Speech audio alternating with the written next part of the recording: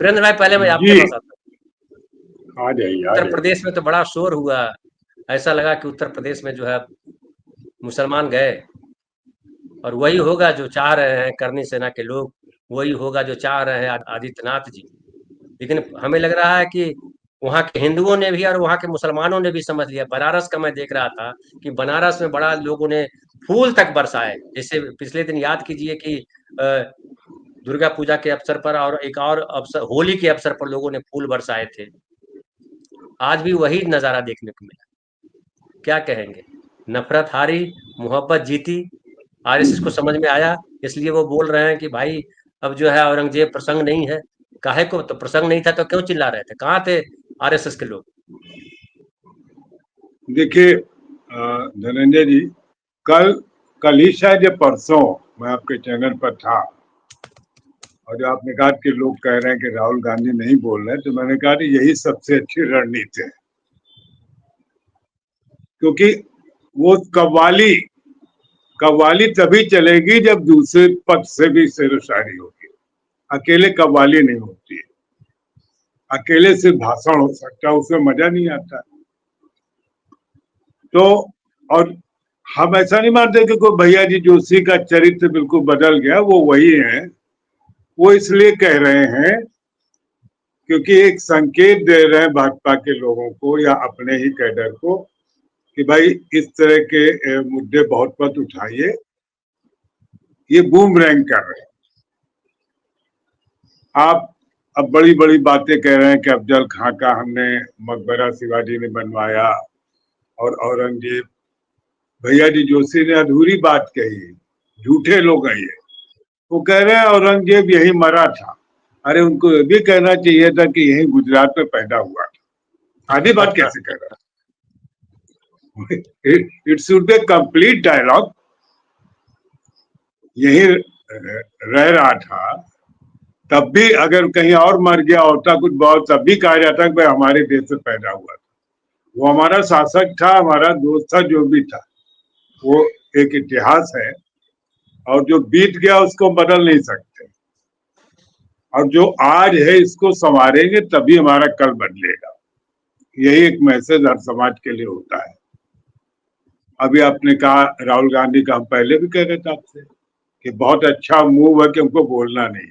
और मैंने कल ये भी कहा था कि ये खड़गे साहब जैसे लोग रामलीला सुमन पर बोल करके कि हरिजन का उत्पीड़न हो रहा है। देखिए, आपको कुछ जगहों पर मौन रहना है, और मौन की ताकत सबसे बड़ी ताकत है। या मौके पर आप उस बात को छोड़ जाएं। गौतम बुद्ध के जीवन में तमाम ऐसे प्रसंग आते हैं कि जब उनके पास कोई शिष्य आता था कि मुझे इसका जवाब दीजिए, तो कहते अच्छा 3 दिन नहीं रुको, चौथे दिन हम बताएंगे।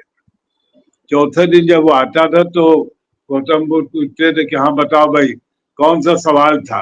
कहले वो सवाल खत्म हो गया, अब कोई सवाल नहीं है, अब 3 दिन से वो आपके साथ है, सब अपने आप आ गया। एक कहावत है ना, वक्त हर चीज का इलाज है। आप लौंडे लफाड़ियों की तरह ये लफाजी में मत फंसिए कि उखाड़, आप शांत रहिए, ये कहीं नहीं जाएंगे। ये जो लोग महाराष्ट्र के कह रहे थे कि साहब वो कब्र तो नहीं रहेगी, कैसे रहेगी, अब कह रहे नहीं रहेगी, हम कैसे हटा सकते हैं, किसी देश से मरा था। अब उनके जो जनरल सेक्रेटरी हैं भैया जी जोशी, नेक्स्ट टू मोहन भागवत है, वो वहाँ जनरल सेक्रेटरी का है, पद कुछ और कहलाता है, सह सरकार्यवाह शायद कहलाता है। सहकार्यवाह।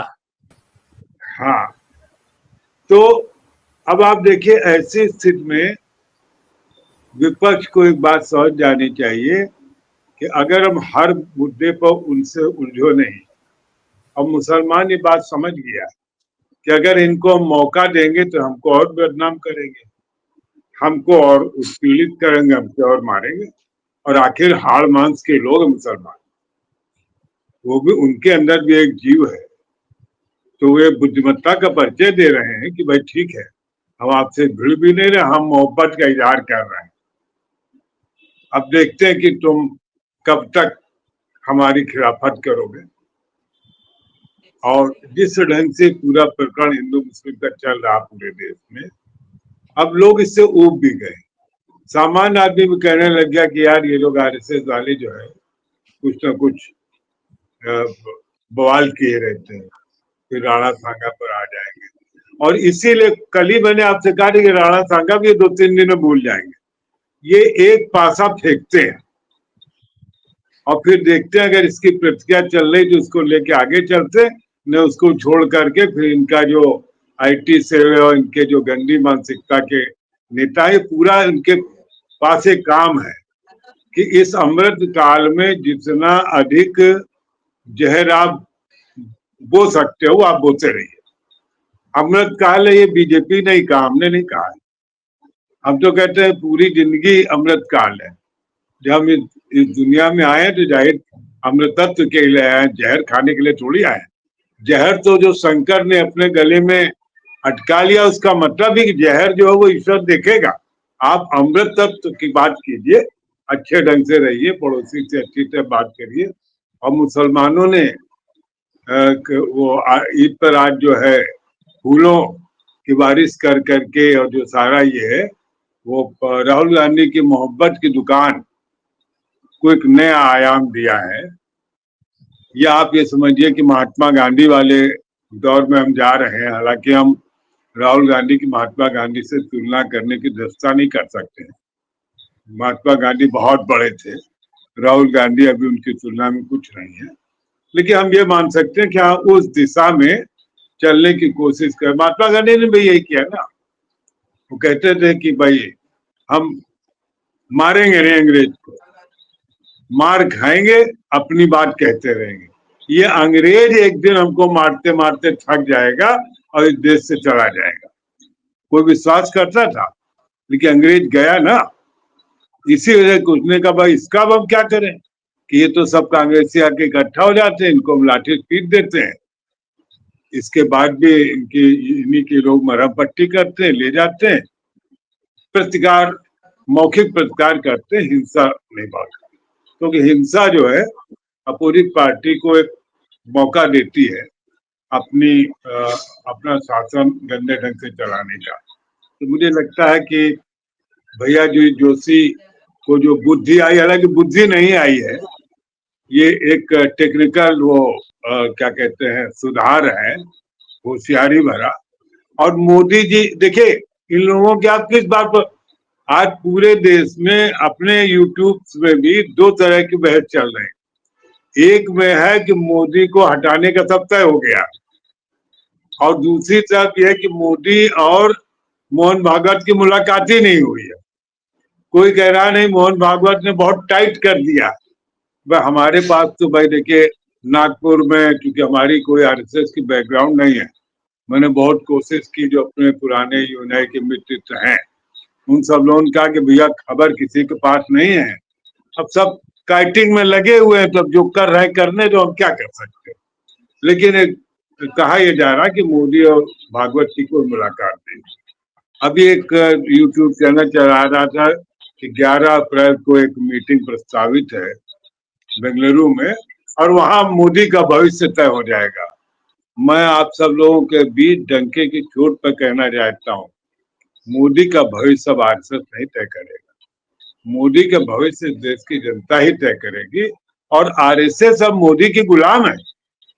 मोदी ने इनको ठेके परमिट दे करके बड़े बड़े संस्थानों में बैठा करके 5 स्टार होटलों में खाना खिला करके और साइकिल की जगह पर बड़े बड़े विमानों में यात्रा करा के करप्ट कर दिया।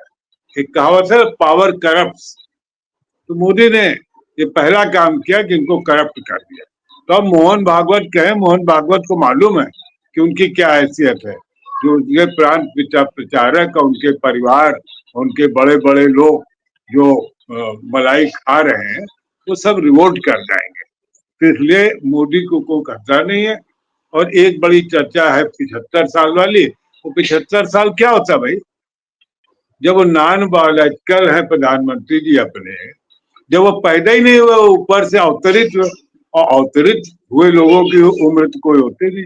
ब्रह्मा जी की विष्णु नहीं मालूम, हमें नहीं मालूम उम्र, विष्णु जी की उम्र नहीं मालूम है, भगवान शंकर की भी उम्र है, तो मोदी जी की उम्र कैसे पता चले? वो तो सीधे ऊपर से उतरे, जब तक चाहे रहेंगे, ये एक फैक्ट है।